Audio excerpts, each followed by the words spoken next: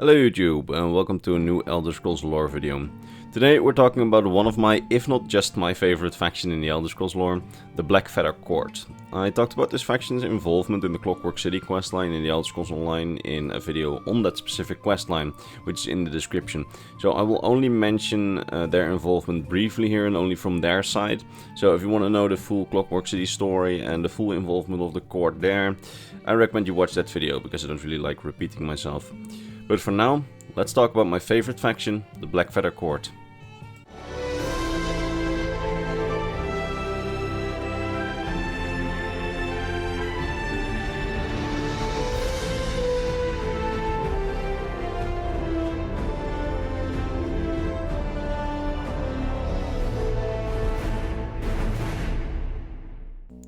The Evergloam is the realm of the Daedric Prince Nocturnal, mistress of the night and darkness. In her realm she has many different Daedric creatures, from spiders to bats and shrieks, but one of her more interesting creatures live in a pocket realm of the Evergloam called the Crow's Wood, a sort of semi-separate realm from Nocturnal's own realm. The Crow's Wood as a separate realm was originally likely created by a Hagraven-like nether niece of Nocturnal called the Crow Mother. This Crow Mother, however, who had created this pocket realm of Crow's Wood, which was basically a thick forest mixed with swamp elements, she started to feel lonely in this realm, where she only had Nocturnal's primitive beasts to keep her company. Using her own power, she then devised a solution. She created Daedric crows and taught them to talk in order to keep her company. She created many of these crows, but made one crow smarter, bigger and louder than the rest, upon which, according to this crow himself, she made him the leader of the newly created flock, after which he became the Duke of Crows. This flock of birds kept her busy for many years, but at some point the Crow Mother got so tired with them, as the crows bore many elements that she hadn't accounted for in her creation of them, because the crows were always cawing, were wanting for objects, shiny objects in particular, to hoard. Eventually she became so tired of the crows that she retired herself to a tower in the Crow's Wood, only concerning herself with her own experiments and leaving the Crow's Wood open to the crows and whomever or whatever else was there, which mostly came in the form of Nocturnal's Daedric bats, wolves and other creatures. The crows, however, saw her retiring to the tower as the Crow's Mother giving them dominion over the woods, giving them the right to rule it. Quickly after this, a feudal system came in place, led by the Duke and his aristocracy. The realm would be ruled over by a feudal court called the Blackfeather Court, and they proudly claimed rule over the realm. This feudal system became ever more elaborate until many crows had attained special titles and higher and lower ranks on the crow aristocracy. The realm, while formerly ruled over by the Duke, greatest crow of them all, was practically administered by his left and right hands, or well, left and right wings, which are the Seneschal of Carrion and the Court of Castellan. Both these crows operate day-to-day operations of the court to keep the court functioning. The Seneschal of Carrion is the Duke's steward and administers the treasures and blood offers made to the Duke. Because you see, over the years, many mortals have accidentally or on purpose set foot in the Crow's Wood, after which they always needed to pay tribute to the court in order to be allowed passage. This tribute must come in the form of aid in the war effort against the giant wolves or bats, or must come in the form of treasure, specifically shiny tributes offered to the Duke. Once the Seneschal of Carrion has collected tribute, he passes the shinies to the Bursar of Tributes, essentially the court's Minister of Finance, who will add it all to the shiny objects hoard of the court. If one does not comply with the tribute, then a mortal shall have the wrath of the court upon them, specifically the wrath of the Duke, which mostly comes in the form of incessant cawing, packing, and of course having bird shit land on your head. These retributions for non-payers are handled by the Court Castellan. While the Seneschal of Carrion is in charge of domestic affairs, the Castellan is in charge of the court's military, coming in the form of the court's knights and knaves, of which we have several named individuals. There is of course the Great Knight of Marrow, greatest crow knight. There is the Knight of Pith, the Knight of Gore, and the Knight of Virtuous. Lower members of the military are the knaves, of which the most well known is the Knave of Rooks, but there's also the Knave of Pipes and the Knave of Ravens. Elisa Rervam, a Tamrielic scholar who has investigated the Crow's Wood, says that with all these things surrounding the court, there really appears to be more attention paid to pomp and circumstance than to accomplishing anything of substance. The crows seem much more to enjoy the role-playing of a court and conspiring, plotting and politicking for status and favor than actually ruling the land and doing something about the giant bats and wolves whom populate the realm and who, according to the Duke, the court is at constant war with. The court is truly a medieval aristocracy in many ways, with knights courting fair maidens, taking on squires and all kind of other inefficient rituals.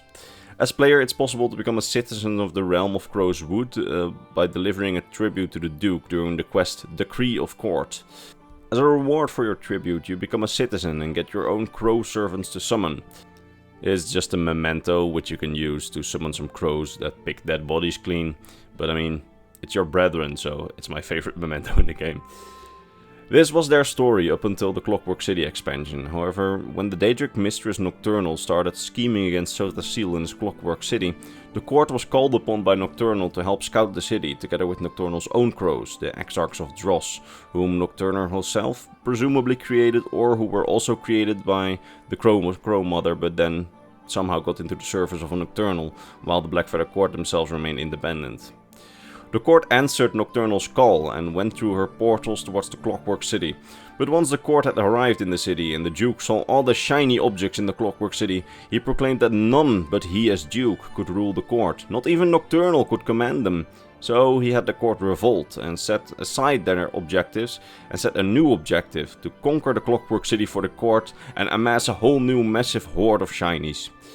They positioned themselves in an abandoned section of the Brass Fortress, the main city of the Clockwork City, and immediately started harassing the citizenry of the rest of the city by packing them, cawing at them, and countless incidents of, well, bird shit. The domain was to be theirs, and they also started demanding tribute, which nobody gave them, of course. So they just started taking the tribute themselves, stealing many trinkets from the denizens of the Clockwork City. This mission of conquering the city, however, more or less out of accident, conflicted with Nocturnal's attempt to take down Sotasil, as for her plan she needed the skeleton key, a key that could open and close any lock, and she could use it to lock Sotasil into his meditation machine. Nocturnal conspired with one of the Clockwork City's human rulers, Chancellor Gascoigne, but it just so happened that the Blackfeather court doesn't really see Gascoigne as a legitimate ruler, as the Duke is the ruler of the city. So, of Chancellor Gascoigne, they also demanded tribute. Chancellor didn't give it to them, so they stole something of the Chancellor. And they stole the skeleton key from the Chancellor's office and then claimed it as a shiny for their hoard. Nocturnal, who hadn't really cared about the Blackfeather court until this point, now sent her own crows, the Exarchs of Dross, also a feudal group of crows, but under the rule of a female crow called the Queen of Chaff, to retrieve the skeleton key from the court. The Queen came to parley with the Duke, but the Duke refused to give up this great shiny. He did not know what it was, but he was not gonna surrender it to Nocturnal's bootlickers. Thus started the war with the Exarchs of Dross in the Clockwork City. Both parties fought fiercely, but ultimately the Blackfeather court won this heroic war with the Exarchs, with the help of a featherless giant who was squire to the Great Knight of Marrow, which is you, the player. With your help, the Duke manages to force the Queen of Chaff into formal surrender and have her recognize his rule over the realm. The Duke then decides to reward you with the skeleton key, which, as you will see in the video on the Clockwork City, was your objective to begin with, speaking to the Duke.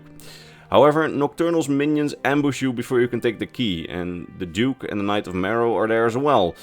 The Knight of Marrow, your liege, then dies in the ensuing battle against Nocturnal's minions, and the key gets stolen.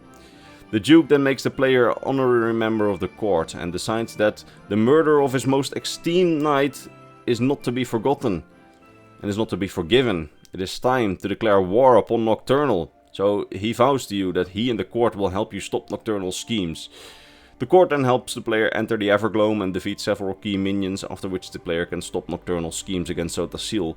If you want to know the exact story of Nocturnal's scheme against Sotasil and the court's great war against the Exarchs and the fearsome motionless guardian, I recommend you watch the video on the Clockwork City questline, which is in the description. I don't really think copy-pasting my script from there would be very efficient, so you can just watch that. We don't exactly know what will happen to the court after the Clockwork City DLC. They might at some point return to the Crow's Wood with their new horde, or they might remain in the city for some time, enjoying their new dominion over the city. I suppose only time will tell. But I for one hope that we will encounter the court again in some future DLC, or maybe Elder Scrolls 6, because even this video doesn't really do justice to how funny and awesome this faction of pompous crows is, as they're not only comedic relief but also have a good story behind them and have some fun characters. Like in the Clockwork City DLC, which is in that video, you also help one of the Knights of Marrow, your liege, as you are his squire. You help him romance a fair maiden. I mean, it doesn't really get much better than that in the quest.